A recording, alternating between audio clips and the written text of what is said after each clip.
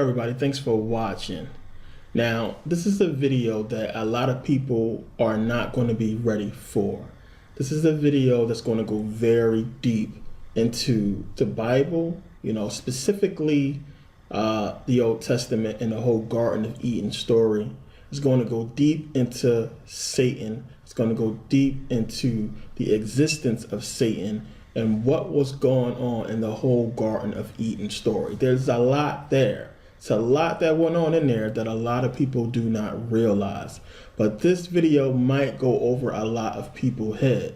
Now, if you keep up with my videos and you understand the research and what I have been putting out, over the months, then you may understand what I'm saying. But this video is going to go over some people's head. It's going to be hard for a lot of people to understand. So I'm going to have to break it down in a way that everybody can really understand and get it, because it's going to be very deep.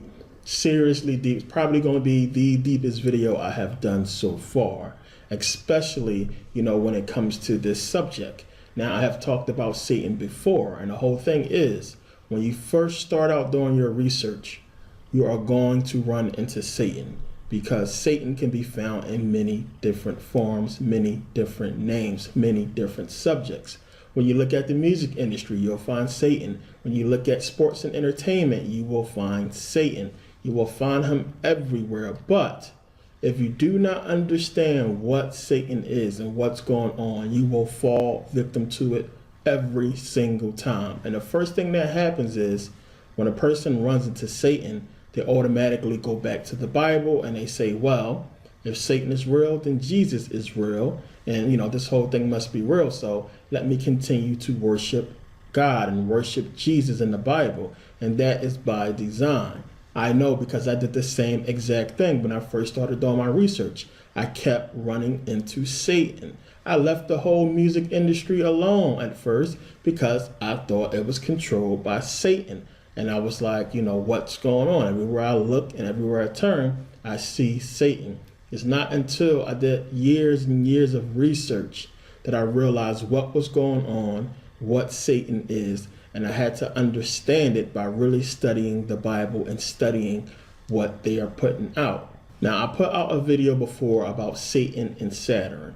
What you have to understand is you have to get your mind off of Satan being this one being. Just this one being out there who is responsible for all of the evil. You have to understand that Satan represents a principle. He represents a law of reality that must exist. A law that says that without darkness, there cannot be light.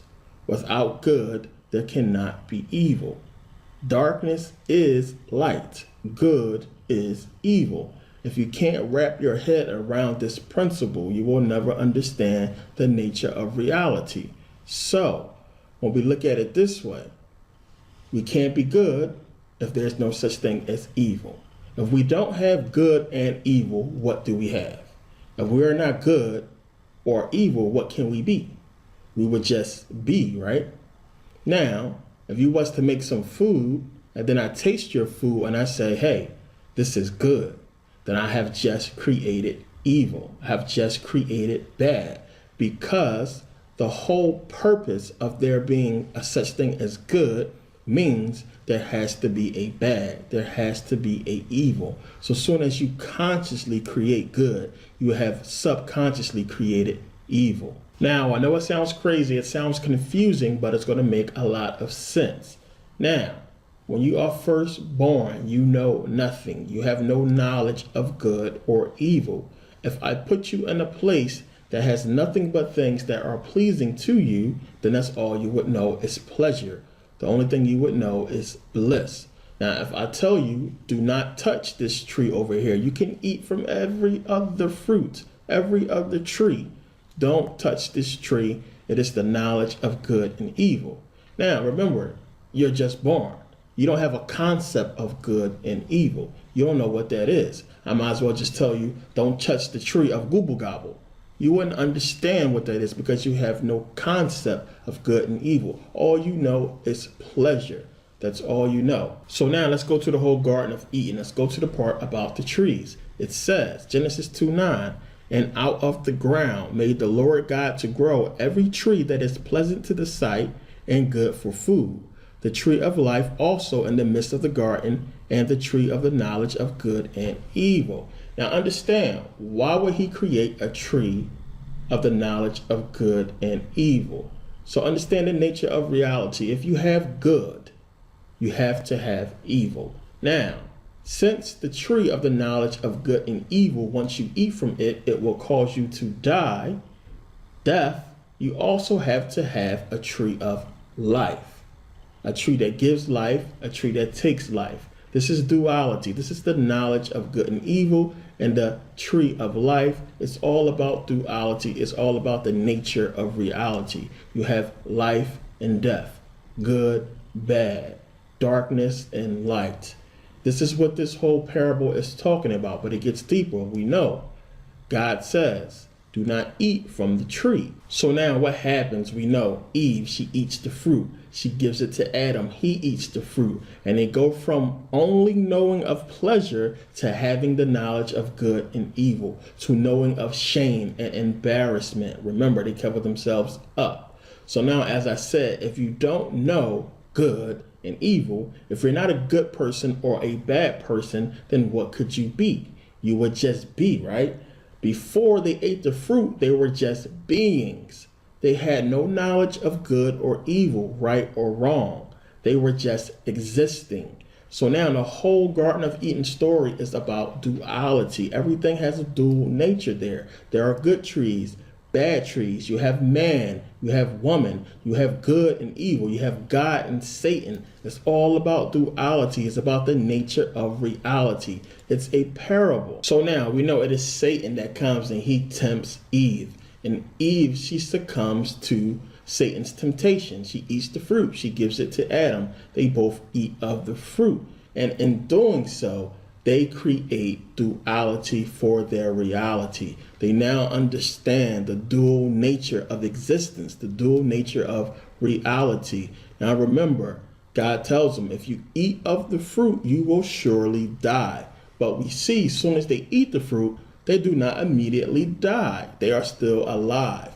So what is God saying? He is saying that once you understand duality and you understand the nature of reality, then you will understand that because there is life, there has to be death. There cannot be no death without first life. There cannot be good without evil, period. There is no time until you tell time. I'll give you an example. If you watching TV, you're watching a good movie, or you're out with your friends, and you got to be to work soon or eventually, what happens? You having a good time until you look at your watch and you see, oh crap, I got to get ready to go to work. I got to go to work. And then you realize that it was bad timing for you to chill with your friends at this particular time, to watch this movie at this particular time. Once you tell time, you become a slave to time. Now, I'm going to get into time later. So now, what was the whole problem with the Garden of Eden? What was God's flaw? What did he do wrong? He did not give them understanding. He didn't tell them why they should not eat from the tree. He said, don't eat from the tree or you will surely die. But he did not explain to them what death is. He did not explain to them why they should not eat from this tree and what would happen. So they had no understanding. Instead, he did what? He gave them a law. He gave them a rule. He gave them obedience.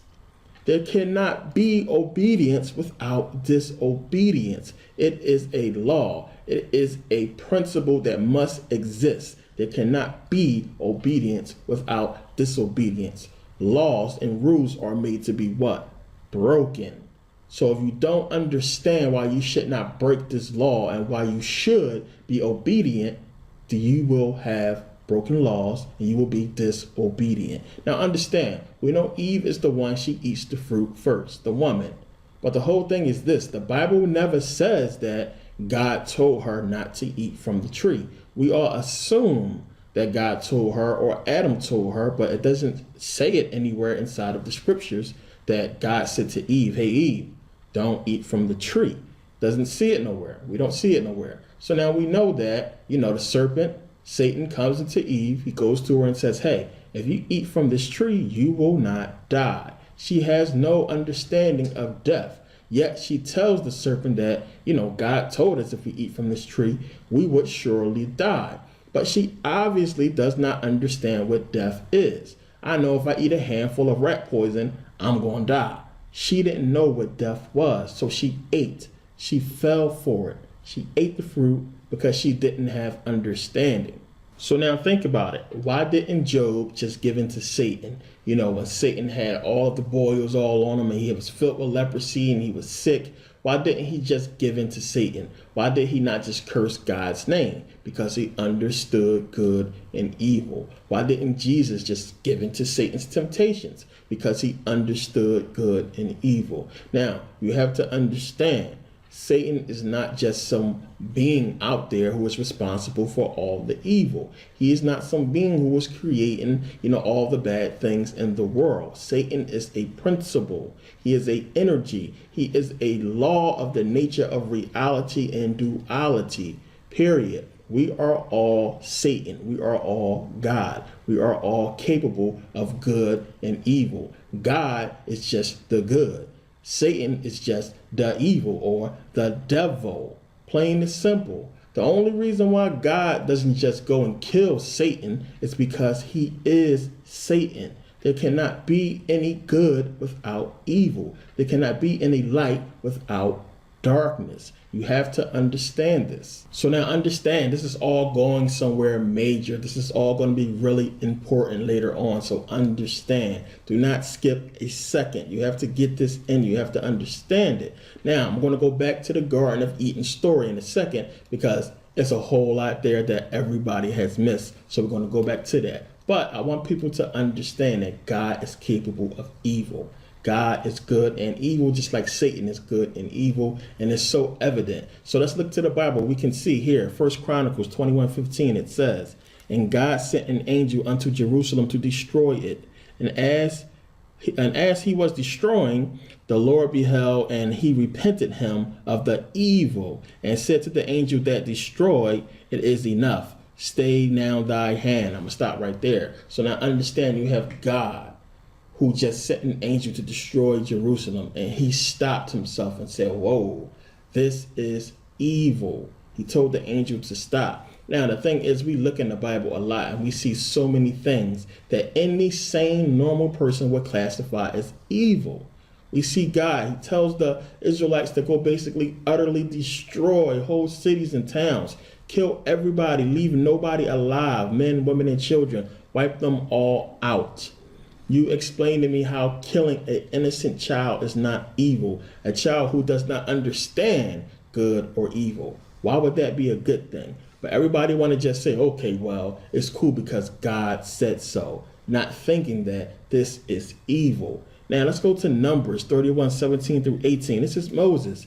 He's saying, now therefore kill every male among the little ones, and kill every woman that have known man by laying with him.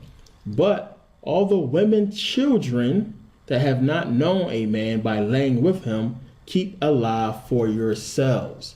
How can any person read that and look at that and say, that's not evil, that is okay, that is good? Nobody can read these things. There's a lot more things we can look to in the Bible. We can see that this is clearly evil, and we read it and we just let it slide because it's God. God is always good. No, you have to understand. In order for you to get this, you have to realize God is good and evil. So now think about it.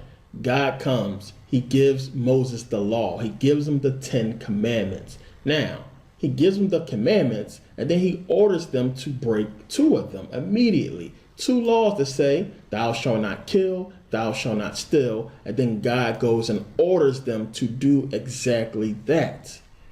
What is going on here? Laws are meant to be broken. Rules are meant to be broken. What does Moses do? He breaks the law when he comes down from Mount Sinai. He breaks the tablets on the ground. It's trying to tell you something. God is evil. Satan is good. They are both capable of good and evil. So now think about it. The whole story with Job. What's going on there? Satan kills 10 people in that story, the 7 sons of Job and the 3 daughters. Now, God kills millions of people in the Bible. He kills millions of people. But we are told that Satan is the evil one. No, Satan is a principle. He must exist. Yes, he is evil, but he's capable of good. God is good, but is he capable of evil? Yes, we can see that they are both capable of good and evil. So now we have to remember that at one point, Satan was an angel. He was an angel. So he had to be capable of good at some point. Now what happened? Did he just become completely bad? No. Good and evil has always existed. It has always existed. Now, what about the other angels who rebelled with him? They had to be capable of good and evil as well. So you got to remember this. We're going to come back to this. But we got to go back to the Garden of Eden. And we have to look at what is the key to the Garden of Eden. What is the key to that story? You have to realize, what did Adam and Eve have that they didn't realize they had before Satan came? Before the serpent came and talked to Eve, what did they have that they did not know of? They had choice. They had a choice. They could choose whether to obey God or disobey God, but they had no knowledge of obedience and disobedience. They could choose to eat from the good tree or from the bad tree, but they had no knowledge of disobedience and obedience. What happened? When the serpent spoke to Eve and he told her, he gave her a choice. He said, hey, if you eat from this tree, you will not surely die. He know that if you eat from this tree, you will become like him, having the knowledge of good and evil. He gave them a choice. So now this is where it's going to start to get kind of crazy, so pay attention. Now, think about what Adam and Eve was before they ate the fruit. They were just beings. They were just regular, normal beings. They had no knowledge. They didn't know about good and evil. Now, what was God? God was God. And God already knew about good and evil. He already knew that good and evil existed. And he was God because he had this knowledge. So Adam and Eve had a choice. They could either choose to blindly obey God or to what? Become God. Remember, Satan says, if you eat the fruit, he knows your eyes will be open and you will become as God, knowing good and evil. But there's a twist to this. So now, they eat the fruit. And God is like, what? He's like, damn, they are like us now. Now, let's go to Genesis 3:22. It says, and the Lord God said, behold, the man is become as one of us, to know good and evil. First of all, who is he talking to? He said, the man has become as one of us, to know good and evil. Who is he talking to? Could he be talking to Satan? Could he be saying, damn, Satan, they like us now. We both knew about good and evil, to know good and evil. Now it says, and now, lest he put forth his hand and take also of the tree of life and eat and live forever. So now pay attention. God basically is saying they are just like us because they know good and evil. He never says they have become gods. He says they are just like us to have the knowledge of good and evil. Now, unless they eat this fruit from the tree of life and live forever, they basically will not be gods. Now, understand, Satan comes and he tells them, hey, if you eat off this fruit of the knowledge of good and evil, you will become gods. But he fails to mention that they also have to eat from the tree of life. That tree that everybody seems to have forgotten about. I'll say that again. Everybody seems to have forgotten about the tree of life. He doesn't tell them that you got to eat from both trees. Now, what does God do? Let's go to Genesis 3:23-24. It says, therefore, the Lord God sent him forth from the Garden of Eden to till the ground from whence he was taken. So he drove out the man, and he placed at the east of the Garden of Eden cherubims, we know they are angels, and a flaming sword which turned every way to keep the way of the tree of life. So basically God said, hey, get the fuck out of here. Get out of here. I'm going to guard the tree of life. Because what was God's purpose from the start? What was his agenda? to keep us from becoming gods, to keep man from becoming gods. So now that Satan came and, threw a wrench into his whole plan and said, hey, eat from this tree, you'll be gods. God like, oh snap. In order for me to stop this process for being completed, I have to guard this tree of life now. I have to guard it. So he casts them away, kicks them out, say, get out of here. He puts guards in front of the tree of life with flaming swords to guard the tree. Think about what I'm saying here. Now, everybody, we just go and we read the rest of the Bible, forgetting all about that. Wait a minute. It's irrelevant. We want the tree of life. I'm going to give you Exodus and Leviticus and Deuteronomy, and I'm going to give you Matthew, Mark, Luke, and John. I'm going to give you all these other books of the Bible to basically keep you from what? Genesis. To keep you from what? The tree of life. The whole purpose is that tree. You get that tree, we gods. Plain and simple. But nobody goes back and mentions this. Nobody mentions that. Wait a minute. The whole purpose is for us to get that tree. God is guarding that tree. But we're going to go along. We're just going to follow the Bible and follow everything else and all the other rules that's in the Bible and forget about the tree of life. So now God is guarding this tree. He's guarding the tree of life. So what is the tree of life? Here we go. We all know about this tree. We all know what it stands for. Now understand, we have the tree of life. We also have the 7 chakras. We went into this whole thing. It's 7 chakras. So now, when I was speaking about, you have your subconscious and you have your consciousness. You have your conscious self, which you are aware of, and you have your subconscious, the one that takes over in the dream state, the one that's basically controlling the dream world. It's controlling that reality. So what is the purpose of this? You must unite the conscious and the subconscious and bring them together. So what is the purpose of duality? To become one. Plain and simple. This is what the Bible was telling you. The whole book is about duality, whether you realize it or not. The whole book. Now, we have Genesis that really gets into the heart of everything. Now, it's telling you, it gives you the key in Genesis. You have the knowledge of good and evil, then you have the tree of life. The rest of the Bible is trying to tell you how to get the tree of life. Remember, God is guarding it. He's guarding it with angels with flaming swords. The rest of the book is trying to tell you how to get past those angels and get to that tree of life. So now understand, what was God doing in the garden? What was he doing there? He was being controlling. He was controlling man. He gave them rules. He basically said, hey, don't eat from this tree. I'll give you everything else that you need, but don't eat from this tree. Why? Because he didn't want us to become gods. He didn't want us to become like him. So he was trying to deceive Adam and Eve to staying obedient, to being under him.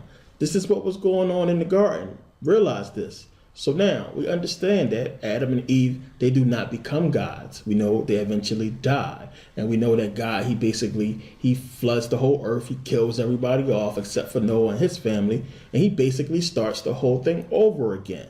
So what eventually happens? Moses comes along and God does what? He gives them laws, just like he gave Adam a law. He said, don't eat from this tree. He gives Moses the law, the 10 Commandments, and says, hey, everybody is to follow this. I want obedience. You can't do that. I'll be jealous. I'll kill you. I'll kill them.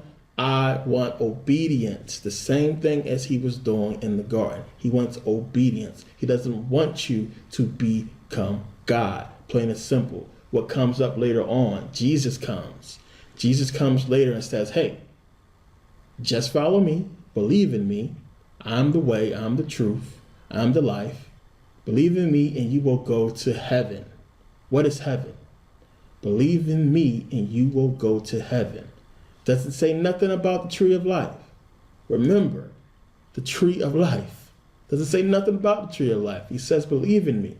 Follow my words. Follow me. And you will go to heaven. So now, if God wanted us to go to heaven, why didn't he just put Adam and Eve in heaven from the start? Why did he put them in the garden? So why should we follow Jesus to get to heaven. So now, understand this first. Let me say this because I know how it sounded. I know there's a lot of spooky people out there. I know a lot of people are going to say, hey, he's trying to get us to follow Satan. No. Understand, this is a parable. It's going to make a lot more sense if it doesn't make sense now. It's a parable. It's not a real story. I mean, come on. Can you imagine? Do you honestly think this is how life began? It began in some garden with a bunch of fruit trees, and some dude ate a fruit and some girl ate a fruit, and now everything messed up. Do you honestly believe that this is how existence began? This is how human creation started in some damn garden. If you can't look and see that this is a parable and this is a story, something is wrong with you. It's a parable. Understand, I'm not saying that God is evil. Your Bible is telling you that God is evil. Your Bible is telling you that God is good. Your Bible is telling you dual things because it's about duality. People got to stop being spooky. They have made you so frightened and scared of nothing. People are so scared of nothing. It's nothing. You have to realize what's going on and understand that, yes, you are Satan. You are God. You are both capable of evil. As I have shown you, what is the number? 666. It tells you 6 electrons, 6 protons, 6 neutrons, gives you carbon, makes man. It's telling you we are evil. We are Satan. Man is Satan. Man is God. As I have shown you that Jesus is us. I've given you all of these parables. So anybody who hasn't seen my videos, who just watching this one video, who hasn't figured this out, you need to go back and look at some of the old videos so you can understand where this makes sense. Because I don't want people in the comment section saying that, hey, this dude is trying to promote Satan. This dude is trying to get us to do what Satan did. This dude is this. This dude is evil. Pay attention and snap out of it. Wake up. So now we have to bring this whole parable, this whole story of the Garden of Eden. We have to bring it into reality. We have to bring it into our lives, our everyday lives. So now remember, God, his whole purpose, he was controlling Adam and Eve in the garden, trying to keep them away from the tree of knowledge of good and evil and the tree of life so that they would not become gods. Now, they got the tree of knowledge. He cast them out of the garden. They went on, they later died. God destroys the world. Then he saves Noah and his family. They replenish the world. He gives us more laws. He becomes more controlling. Don't do this. Thou shalt not that. I will kill this. I will be jealous. Then Jesus comes along and says, hey, follow me. Obey God's rules. Obey God's laws. Follow me and you will get into heaven. He gives you laws. He gives you rules. He gives you things to follow. Remember, we get our law from Ezra, the book of Ezra. We get it from Moses. We have laws, we have rules, we have things to follow for what? To keep us away from the tree of life. So now, let's bring this into reality. What can we find to fit the description of God in the Bible? Our government system. What does our government system gives us? It gives us laws. It gives us rules. It gives us entertainment. It gives us sports. It gives us everything to distract us and keep us away from what? The tree of life. Damn, I'm good. I'm good. But let me get a high five. I swear to goodness, I'm good. I ain't even getting into Saturn yet. I ain't even getting to the Saturn part yet. You have to understand what this whole thing is. The government is God. Plain and simple. What did they give you? They gave you your money. It says, in God we trust. They are taking the role of the God in the Bible. The Bible is the parable. It's trying to tell you what's going on. So think about it. Look at the government. Look at the system that we live in. Look at hip hop. Look at the sports entertainment industry. Look at the whole music industry. Just look at movies. Look at Hollywood. As I said before, when you go and you look into these things, what do you find? You always find Satan. What do we think about the government? Is our government supposed to be good? Yes. Do they do good things sometimes? Yes, they do. The government is supposed to be good, but the government is fulfilling the role of God. Think about it. What did God tell Moses and them to do? What did he tell the Israelites to go do? Go out and utterly destroy things. What is our military doing right now? Our military goes out and destroys civilizations, wipes people out. Look at the people in Syria that have been killed. Think about Hiroshima, Nagasaki. Think about all the people that have been wiped out. Think about all of the government bases all over the world, everywhere. What is it doing? It is God. It is taking the role of God in the book. It is God. That's what the book is trying to tell you, who your God is. Plain and simple. If you can't look at these things and see it and put it together, you don't want to. You have to realize the parable and what's going on here. And it gets so much deeper, so much deeper. So now, just like we do with the Bible, when we read the Bible and we sit there and we see that God is saying, go kill men, women, and children. Go wipe out little kids. Go take girls who have not yet lain with a woman and keep them for yourselves. We read these things and we say, well, it's God.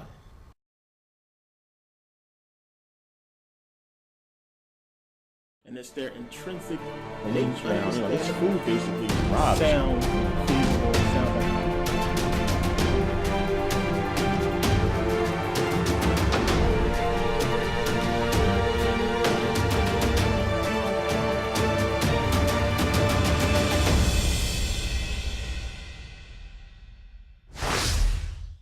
Everybody, thanks for watching.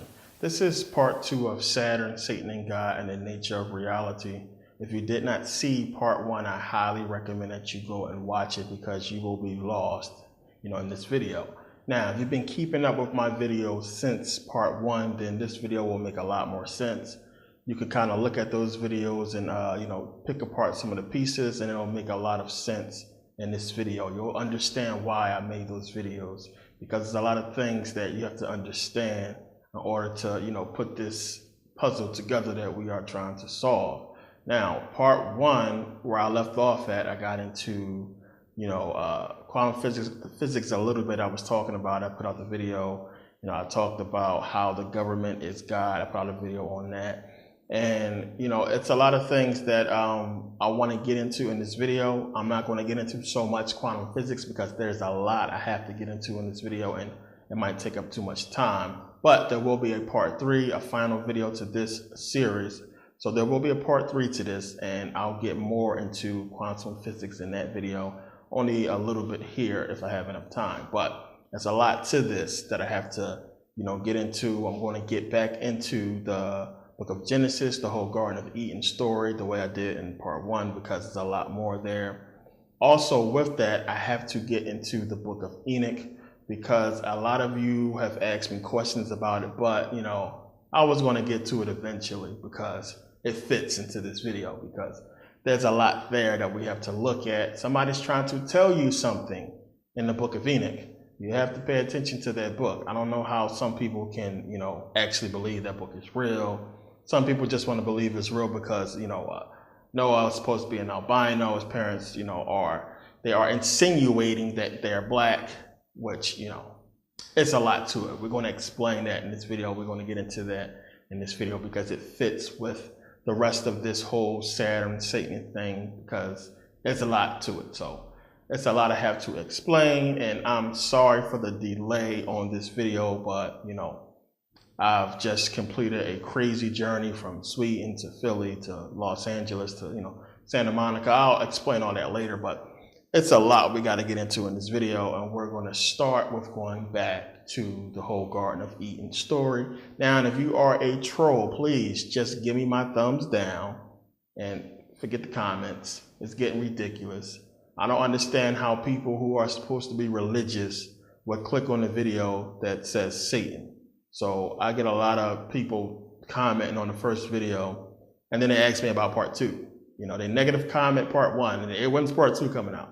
So, stop trolling, get a life, go to church, do whatever you do. Just don't come here and bother people who are trying to, get this information. If you didn't watch part 1, you're definitely not going to understand this. Don't skip through the video. It's information. Like I said, I'm not the most entertaining person in the world, but it's information in here that you want to get, that you want to pick up on, that you definitely want to, figure out, because, we are basically on this journey. And what I'm trying to say or to convey to people is this. The Bible is obviously parabolized. There's a lot of hidden stuff in it. Now, what I believe and what I have, basically proven is there's more to the Bible than what we read on the surface. But what I do know is somebody is trying to tell us something in that book. Not us per se. I shouldn't say us. Somebody's trying to put this out to these secret societies, as I explained. So to me, we have questions. We look around and we be online and reading books and doing research for days, hours, trying to figure this whole thing out. And, we only scratch the surface. These people who had their hand in making the Bible, and I also believe certain people in high-ranking positions, they know everything. They know what's going on. They know where we came from, who created us. They know it all. They have all the answers. Now, what they have done, or what some people have done, was sort of put those answers in these religious doctrines. Not for us to figure out, but for others to figure out, for us to follow. Now, as we can see, majority of the world has followed it. They've bought into it hook, line, and sinker. And it's only for those who can look past the bullshit, who do the actual research, who can see that it's more to these books, it's more to this, this whole religion thing than what we have been told. So that's basically what these videos are about. Part one was basically just taking a little twist on this Bible and really digging into deeper the hidden meanings that's in there. And part two, this will do so as well. But I also wanted to kill two birds with one stone. Instead of putting out a whole long video on the Book of Enoch, I'm going to go into it here because it's going to help us out. But we're going to start back in the Garden of Eden. Okay, so now, we have been told our whole life that Adam and Eve are the first two people. Adam first, Eve later, first two people on the planet. Now, when we read Genesis, when we go to Genesis 1:27 and 28, and we start reading about, him creating man, it says, in the image of God created he him, male and female created he them. Male and female, that's man and woman. It doesn't say anything there about, dust of the ground or breathing, breath into the nostrils, just that he created male and female in his image. So we'll come back to that. Now, you go to Genesis 2:7, where it's talking about the whole Adam, him creating Adam. So it says, he formed Adam from the dust of the ground and breathed into his nostrils the breath of life. Remember that, the breath of life. Breathed into his nostrils the breath of life, and he became alive. And then, Genesis 2:27, and we get Eve. He basically puts Adam into a deep sleep, removes one of his ribs, and creates, woman, creates Eve. So now, fast forward to Genesis 4, the whole, Cain and Abel killing, where Cain kills Abel. God basically, banishes him from his sight. And then Cain goes into the land of Nod and he finds a wife and he marries her. Who was she? Now, this is something that we really got to dig into because, of course, common sense will tell you, where did she come from? You had Cain and Abel, right? The first kids of Adam and Eve. So Cain kills Abel, it should only be 3 people left. Who is this woman in the land of Nod? Now, we got to deal with this because you got to examine both sides of the story. You're going to get religious people who's going to tell you that, well, wait a minute, this is a continuation of the Genesis story. It's not 2 separate creation stories there. It's just a continuation of Genesis. But you also get people who's going to say that, well, Adam and Eve had more children. But for people who read the Bible, we know that Adam and Eve, they do not have children before, more children before Cain kills Abel. Never in the Bible do you find that more children was born before Cain kills Abel. You don't find more children being born before Seth is born. So we know Adam and Eve, Cain, Abel, Seth. It doesn't say anything about children being born before that. We know it was children after that, after Cain kills Abel. So it couldn't have been his sister that he married. And we're going to get into why people believe that it was his sister. But we got to look at this thing. So now we know that Cain marries his wife, Genesis 4:17. And when you read Genesis 5:4, this is where it's telling you that Adam and Eve had more children. It says, in the days of Adam after he had begotten Seth were 800 years, and he begot sons and daughters. Now, this is clearly after Cain kills Abel. So understand, as I said, if Cain kills Abel, you have Adam and Eve. So that's 3 people. Where did Cain's wife come from if they didn't speak about Adam and Eve having more children until after Cain leaves and marries his wife? Where did she come from? Now, when you go back to the Genesis story about male and female created he them, you have to understand this is a whole nother creation. This is the first creation. Adam and Eve is the second creation.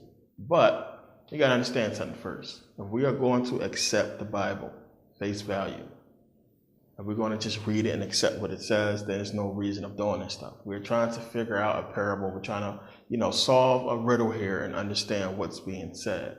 So if we're going to accept what it's saying, we're not going to understand that. Now, we know the Bible is full of contradictions. It'll tell you something outright and then contradict itself. It does that for a reason. That's what a parable is about. It does that for a reason. So now when you read 1 Corinthians 15:45, it's basically saying that Adam was the first man, it says. And so it is written, the first man, Adam, was made a living soul. The last Adam was made a quickening spirit. And we know in Genesis 3, it says that basically Eve will be the mother of all people. She will be the mother of all. So now we have to understand, and we're going to accept that. We're not going to figure this out. So now we're going to accept that Adam and Eve was the first 2 people created, that Eve is the mother of all people and Adam was the first man. We will have to simply ignore Genesis 1:26-28. And that's what they want you to do. They want you to ignore that. Ignore what it just said. It just told you that people was created before Adam and Eve. It told you straight up. I don't understand how people can read that, then read, man being formed from the dust of the ground and not go back to Genesis 1:26-28 and say, well, wait a minute. I thought he already made male and female. This is where that brainwashing stuff comes into place. It makes you, ignore common sense. It's telling you right in the book that people was created before Adam and Eve. Let's go take a look. It says, and God said, let us make man in our image after our likeness, and let them have dominion over the fish of the sea and over the fowls of the air, yada, yada, yada. So God created in his own image. In the image of God created he him. Male and female created he them. And God blessed them, and God said unto them, be fruitful and multiply and replenish the earth and subdue it. So now, stop right there. This is obviously a separate creation from breathing, breath of life into the nostrils of this dust man he created. 2 separate creations. In my own image, I created male and female. Then from the dust of the ground, I created man. And from a rib of this man, I created a woman. 2 separate creations. So now the question becomes, why didn't God put those first people in the garden, but instead put Adam and Eve in the garden? What was it about those first people that was created in the image of God that made him not put them in the garden with Adam and Eve? Now, we just explained it. I just read it. This is 2 separate creations. I don't understand how people want to argue that. It's saying it clearly in your Bible that this is 2 separate creations. You have male and female being created. God says, go, be fruitful, multiply. Why would he tell them to go be fruitful and multiply? We're going to put them in the freaking garden and have them tilling the ground and not tell them nothing. He gave them dominion and, he gave them dominion over the fish and fowls of the air and all that, to just lock them in the garden. This is what he said to that first group of people: go, be fruitful, multiply. Then to Adam and Eve, he got them in the garden, just walking around butt naked, eating off of certain trees, ain't even explained to them really anything. So this is obviously two creations that is going to become a lot more clear as we go along. So now, there's clearly two creation stories here. Now, when God tells them to go, multiply, and replenish the earth. Now, this is a part that a lot of people just read over, they miss, they don't really pay much attention to. It says to go be fruitful and multiply and replenish the earth. Replenish. Now, we all know what means. Means to do it again, to replenish. If you're replenishing anything, you are basically putting it back. You're fixing something that was already there. You're filling up something, you're restocking, but it always implies that something was already there. So if I'm going to refill a cup of water, that means that there was already water in that cup before. So when he told them, these are supposed to be the first people created, he says, be fruitful and multiply and replenish the earth, implying that there were already people there before. Now understand, when you go to Genesis 9:1, God tells Noah and his family to do the same thing. When you read Genesis 9:1, he says, go be fruitful and multiply and replenish the earth. Why? Because he just destroyed the earth, we know, with the flood. So here we have in Genesis 9:1, after the flood, God's telling Noah and his family to replenish the earth. Why would he say that same exact thing to the first people if they are the first people? Now, again, this is before the creation of Adam and Eve. These are people that he made in his own likeness, and he's telling them to replenish the earth and subdue it, implying that there was already people. So now we're going to come back to this later because it's very important, but it's something I had to point out now because it's going to make a lot of sense later. So now God makes the universe. He makes the heavens and the earth and the fish of the sea and the fowls of the air. He makes male and female in his own image. In the image of God created he him, male and female created he them. And he told them, go be fruitful and multiply. Then God does what? On the seventh day, he rests. Then he realizes, well, wait a minute, he made it rain and there's no man to till my ground, to till my garden. So he forms man from the dust of the ground. So read what it's saying here. It's basically saying man exists already. Then he formed man from the dust of the ground. So if there is no such thing as man, if Adam was the first man and he's creating the first man, how can you say that he formed man from the dust of the ground? There's no such thing as man. So how are you forming man from the dust of the ground? Man don't exist. If this is the first man, that's like me saying, well, I'm going to make an apple from the dust of the ground. I'm going to make this dirt look like an apple. There's no such thing as an apple. So what are you talking about? If you understand what I'm trying to say here. But it's saying he formed man from the dust of the ground, breathed into his nostrils the breath of life. So now, that's like me saying again, what if I say I'm going to form a baseball from the snow of the ground? I'm going to take some snow from the ground, I'm going to form it into a baseball. Now, just because I use snow to make a baseball, to make it look like a baseball, does that mean that, baseballs are made of snow? Of course not.